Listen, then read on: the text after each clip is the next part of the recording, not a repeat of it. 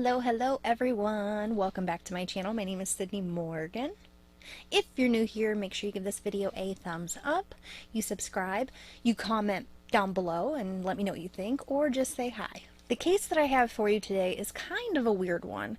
It's not necessarily about one or two people who committed a crime and got in trouble or got away with it, whatever. It is actually about the Pennhurst Asylum. This is a case where multiple people, a ridiculous amount of the staff at this asylum, physically and mentally abused so many people, thousands of people, causing thousands of deaths. This is a story that I've been interested in a very long time.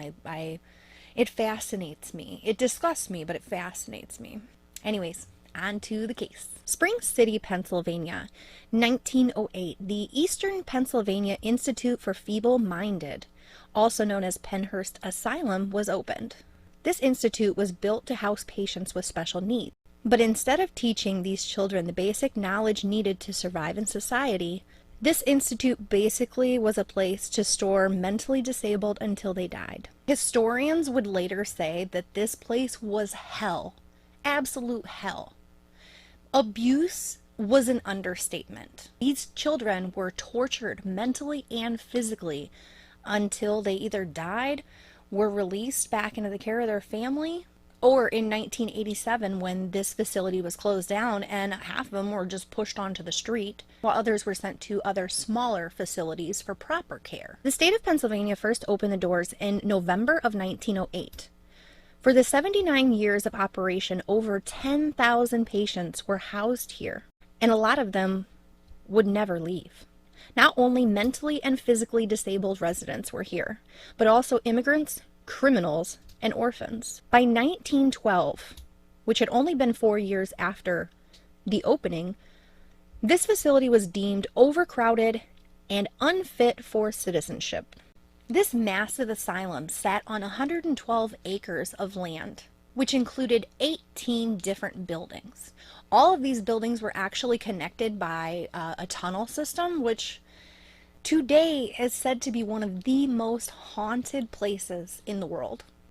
These 18 buildings were made up of living quarters filled with over 3,000 metal cribs and beds for patients, an administration building, a kitchen and dining hall, and a hospital with its own morgue. Pennhurst even had its own power plant. They grew their own food, and they had their own railroad lines to bring in and out the supplies and things that they would need.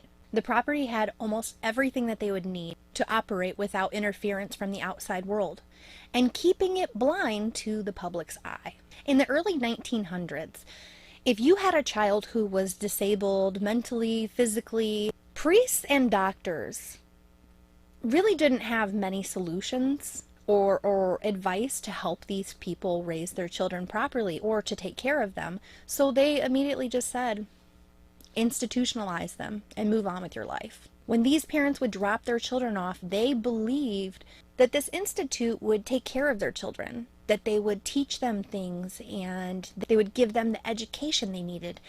And in no way was that true. Of the over 10,000 residents who were dropped off at these facilities, a lot of the parents and families dropped them off and they left. They lost communication. They didn't come to visit. They didn't care. They just let the facility take care of them. But not all families did that. There were a good bit of families who came to visit, and when they did, they were absolutely horrified. When these families would come to visit and approach the institute, they would hear many patients screaming from their rooms. They would smell a horrible foul smell, and the facility was infested with flies and bugs. The rooms would be filled with children and young adults, barely clothed, covered in feces. Most patients were bedridden and metal cribs because of the lack of funding. There were about 2 caretakers per 80 to 100 patients. So it was almost impossible for these 2 people per ward to take care of up to 100 people in a day. You can't do it. And a lot of them being children or mentally or physically disabled, They needed at least 10 times that amount to give proper care, but they didn't have that. It was also said that most small children, like age 3, 4, 5, 6, couldn't even walk because they didn't have enough caretakers to go in and get these small children out of their cribs and teach them. So until they were like 5 or 6 years old, they were completely bedridden. And as I said at the beginning, this place was believed to be a place where your children could get proper education. For the most part, the population of the institute with patients was between 2,500 and 3,000 people at a time, when on average they only had about 10 or 11 teachers for all patients up to numbers in the 3,000s. And none of these 11 teachers were trained at all with special needs care. In the 1960s, it was reported that there were only about 8 or 9 physicians that worked in the hospital that was on site. Now, most of these people, we'll just go with, we'll pay attention to the physically disabled ones. You have people who are bedridden or wheelchair bound. They get bed sores. A lot of them have like diabetes and other health problems. So these 8 or 9 physicians weren't getting to all their people. And that's just the physically disabled ones. There's no way that they were able to keep up with the needs of all their patients. And now let's look at the disgusting conditions of all these buildings, this whole freaking institute. It was nasty. There was tons of asbestos. There were bugs and feces everywhere. You breathe that in, you get sick. So 9 people to take care of the physically disabled people, the mentally disabled people, and just the people who would probably be sick regularly. It's not enough. Their needs were not met. These people were not taken care of. And it's said that that's why almost half of the patients that went there died on site, usually at extremely young ages, because they weren't taken care of.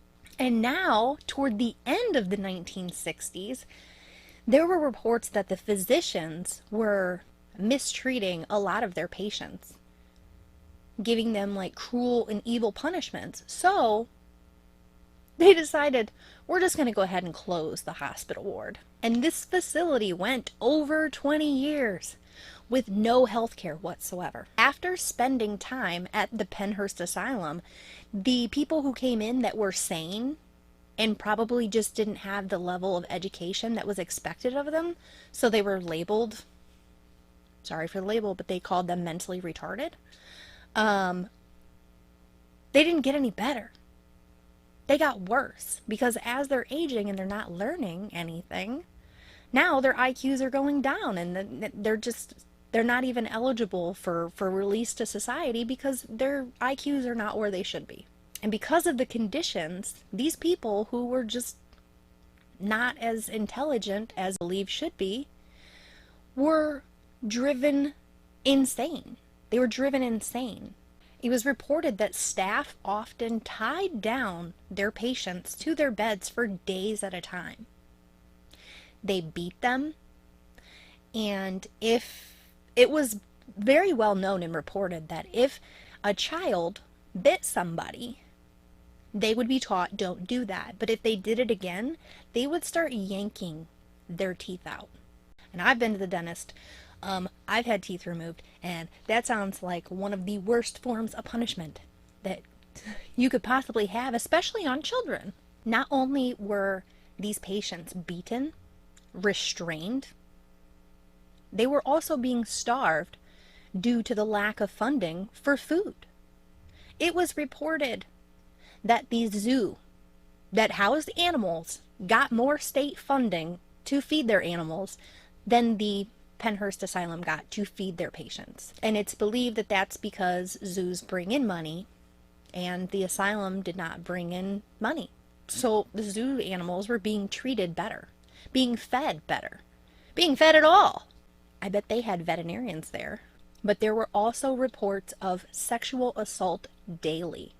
Not only the kids and young adults on each other, the staff were daily sexually assaulting these children and young adults.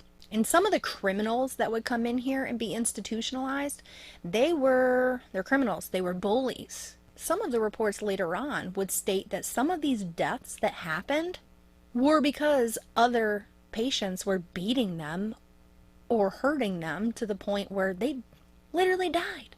So there's sexual assault and murders going on, and everybody just turned an eye to it. They didn't turn their head to it. They didn't care. The staff were also caught physically beating their handicapped patients. In 1968, a reporter named Bill Ballini did a 5-part series, and the local news exposed the conditions of Pennhurst.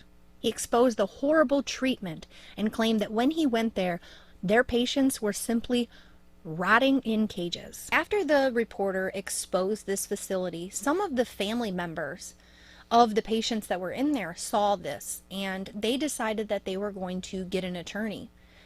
In 1974, a lot of the families decided to sue the state of Pennsylvania for what was going on at the asylum.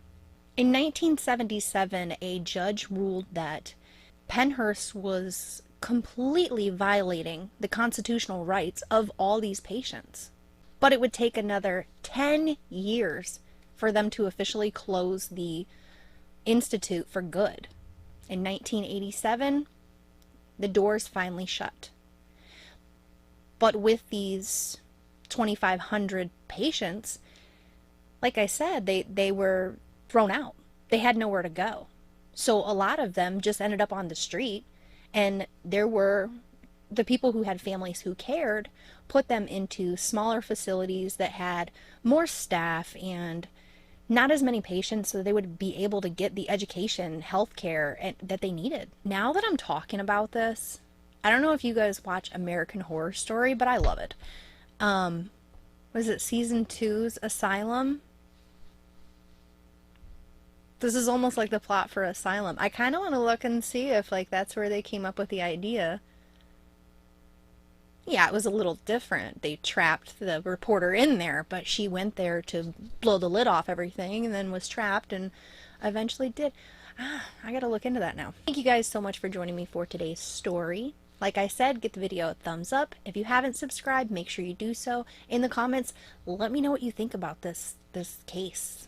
I know it's not a typical thing. It's not one case of murder, but it's a whole bunch of bullshit. And if you have not checked out my shop yet, the link will be down below. For the whole month of December, I'm offering 25% off to everything in my shop. I have handmade jewelry, 5-star rated soy wax melts, blah, blah, blah. So make sure you check it out. I hope to see you guys next time. Have a great day.